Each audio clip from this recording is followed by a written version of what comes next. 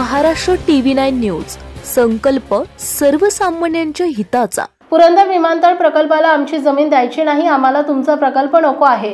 मात्र शासन एक आदेश काढत आहे, परंतु कोणत्याही परिस्थितीत प्रकल्प होऊ देणार नाही। तसेच सर्वे करणाऱ्या अधिकाऱ्यांना कोणत्याही प्रकारचे सहकार्य करणार नाही, ड्रोन अथवा पीक पाहणी करू देणार नाही असा निर्धार शेतकऱ्यांनी केलाय। त्याचबरोबर सोमवारी प्रकल्प बाधित शेतकरी पुण्याच्या जिल्हाधिकारी कार्यालयावर आक्रोश मोर्चा नेणार असून विमानतळ प्रकल्पाला प्रखर विरोध करून शासनाचा निषेध केला जाणार आहे।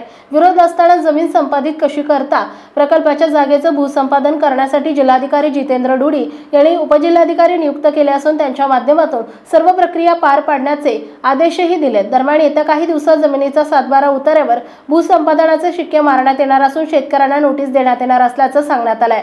त्या विरोधात शेतकरी आक्रमक झालाय। आमचा विरोध असताना आमच्या हक्काची जमीन संपादित कशी केली जाऊ शकते असा सवालही त्यांनी उपस्थित केला।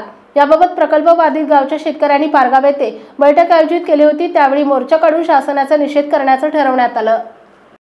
आपल्या परिसरातील महत्त्वाच्या बातम्या पाहण्यासाठी महाराष्ट्र TV9 न्यूज चॅनलला YouTube वर सबस्क्राइब करा आणि बेल आयकॉन प्रेस करा।